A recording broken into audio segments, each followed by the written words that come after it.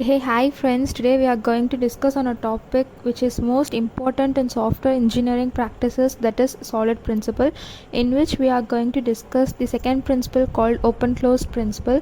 First of all, what is solid principle? In solid principle, S stands for single responsibility principle, O stands for open closed principle, L stands for Liskov substitution principle, I stands for interface segregation principle, and D stands for dependency inversion principle. In in solid, the second principle called open closed principle means what? It is nothing but software entities should be open for extension but closed for modification. The definition of open closed principle states that open, a component is open if it is available for extension and data members and operations through interface. Create a new policy template argument for a class that accepts policies. What is meant by closed? A component is closed if it is available for use by other component but may not itself be changed.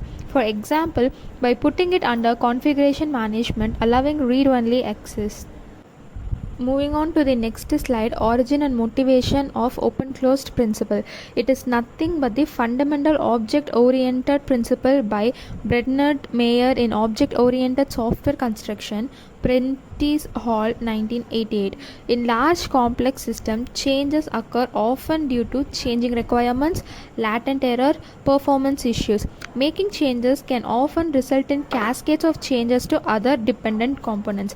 The next topic is about the role of abstraction. The role of abstraction clearly tells us that it is very difficult to build components that don't change but only support extension, latent errors, force change. We can't fix incurrent operation by extension. The component itself must be fixed.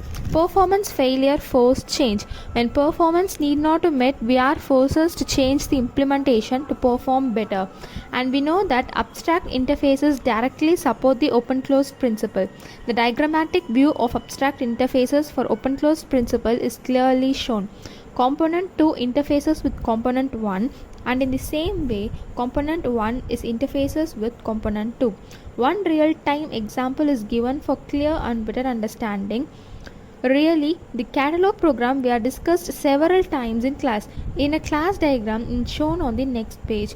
Since we want to reuse the naming class in many programs without change, it is important that the devproc class satisfy the open closed principle.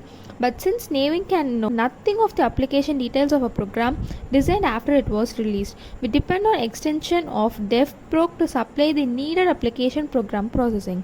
Devproc is not an abstract base class in strict C++ terms in which provides default processing. However, the diagrammatic module of the real-time example is shown for the clear and better understanding. Finally, the summary of the open-closed principle is mentioned. It is none other that the open-closed principle states that well-designed code can be extended without modification. New features are added by adding new code rather than changing already working code. Software that is designed to be reusable, maintainable, and robust must be extensible without requiring change. We do this with abstract classes. Algorithms make use of virtual functions. They are extended by derived classes that implement the virtual functions in different ways. So, hope you guys understood the open close principle and the solid principle so far. Thank you so much guys for watching the video. Stay tuned for more updates. Thank you guys.